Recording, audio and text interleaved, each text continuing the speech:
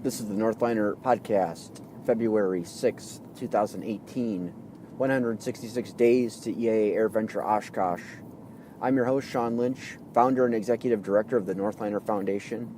The Northliner Foundation is committed to preserving the legacy and heritage of Herman the Duck, the beloved mascot of North Central and Republic Airlines. Our mission is to inspire future generations of pilots, aviation professionals, and enthusiasts through our Herman Scholarship, a $1,000 annual scholarship to support aspiring commercial pilots, through our aviation education initiatives, and by ultimately operating a Cessna 170 and a Convair 440 or Convair 580 aircraft to air shows and communities where Convair liners once provided airline service. We are facing a real emergency in aviation both in the United States and the world. We will not have enough aviation workers, technicians, and pilots to meet the extreme demand for airline and aviation service.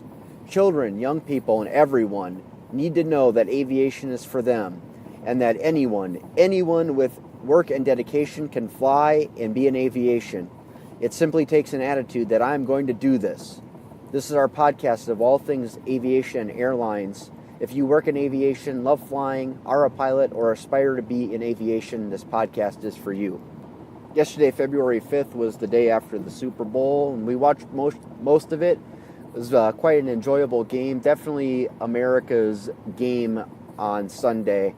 You know you're an avgeek when the most important thing to you is the U.S. Air Force heritage flight that they flew, which was a formation of a P-51 Mustang that actually flew in World War II. It was actually a combat P-51.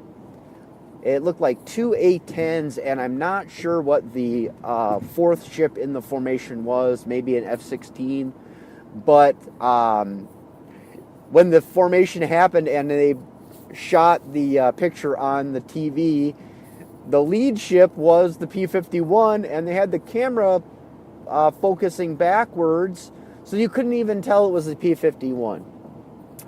So that's my criticism for the Super Bowl is next year, whoever's carrying it at NBC, you need to have more airtime of the heritage flight or whatever aircraft flies the formation over the stadium. The Super Bowl was in Minneapolis, and Minneapolis was the home of North Central Airlines and Republic Airlines and also Northwest, and still a major hub for Delta. I really love Minneapolis. It's one of my most favorite cities in the U.S. If you've been following us the past couple days, yesterday I launched a 24-hour blitz to try to raise the capital for the Super Northliner Pretoria. And I opened it up. I put the 44 seats at $22,727.27 and crossed my fingers that we would get 44 passengers that wanted to take the ride. I actually had a dream last night that we sold 6 seats. 6 seats would have got us around $137,000, just short of the $150,000 deposit. I wasn't sure if I was dreaming or not when I woke up this morning. It was, in fact, a dream. So we did not have the $150,000 to bring to the broker or to Rovis Rail. Out of Plan A not coming together, a more brilliant Plan B has emerged this morning, and I wrote a blog post about it. Plan B is, how many avgeeks are there in the world? I'm one. 100,000, 500,000, a million, 5 million. I know there's at least 100,000 avgeeks in the world because the attendance at AirVenture is always way over 100,000. The annual attendance for AirVenture over the week long is usually around 500,000. I've never looked into it exactly, but I'm pretty sure they base that number on the tickets sold and not individuals. So if someone bought 3 3-day passes and then they use those 3, they're counting the tickets. They're not counting individuals going through a turnstile. AirVenture doesn't have turnstiles going in the gates. Inversely, if someone buys a week-long pass, which is a one ticket, then that would count as one visitor as well. So they're doing it on ticket sales. So at least 100,000 avgeeks in the world. But we know there are more avgeeks because the majority of the world has not been to AirVenture.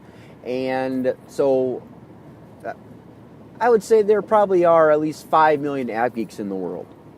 A lot of interest was generated yesterday between Twitter and LinkedIn and Facebook and Eventbrite for the Super Northliner Pretoria to Oshkosh trip.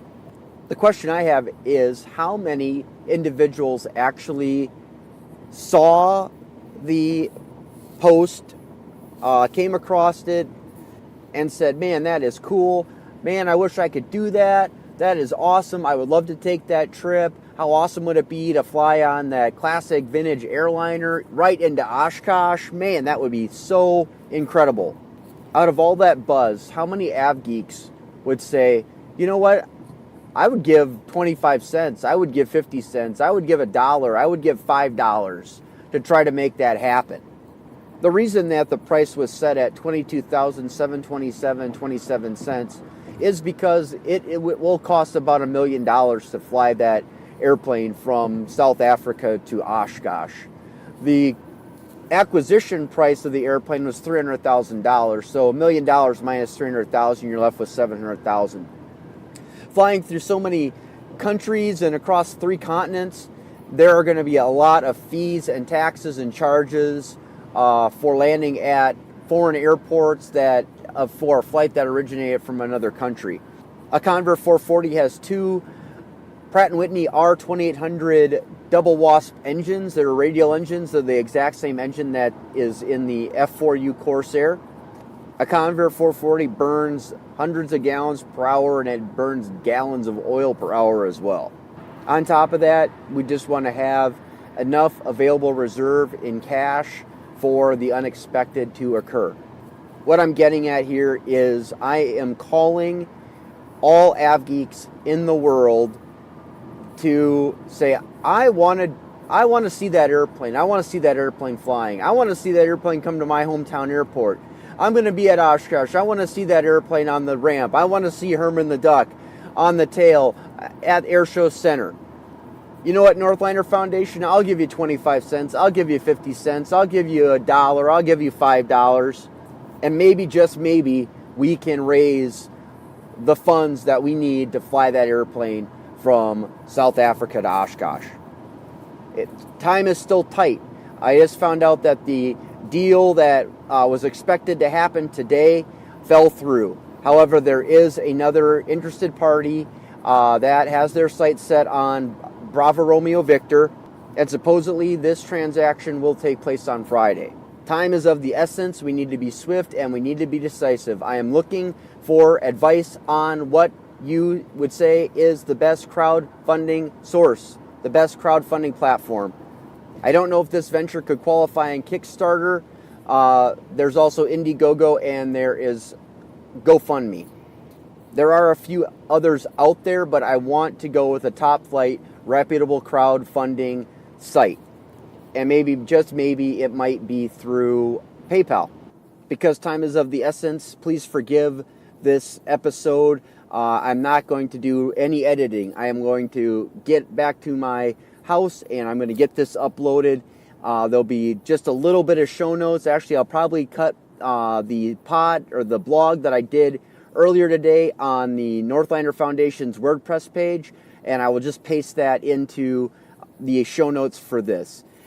The hashtag is #AvgeeksUnited. And I tell you what, when that Convair lands in Oshkosh, flying the colors of North Central Airlines, there's going to be a huge tagline on the side of the airplane, #AvgeeksUnited. And from that point on, #AvgeeksUnited is going to be a source for good aviation enthusiasts and people who are passionate about aviation getting together to help causes. If there's an airplane that is in jeopardy of being scrapped, or there is a cause that could benefit from having aviation support it, or what have you. There are so many different causes out there that aviation can play a role in and do positive things. And as avgeeks, if we unite, we can do an intense amount of good for this world and prove to people that aviation is essential, and it's special, and it is glorious.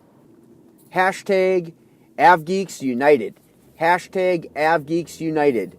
We're over the numbers. For the Northliner podcast, I'm Sean Lynch. See you at Oshkosh.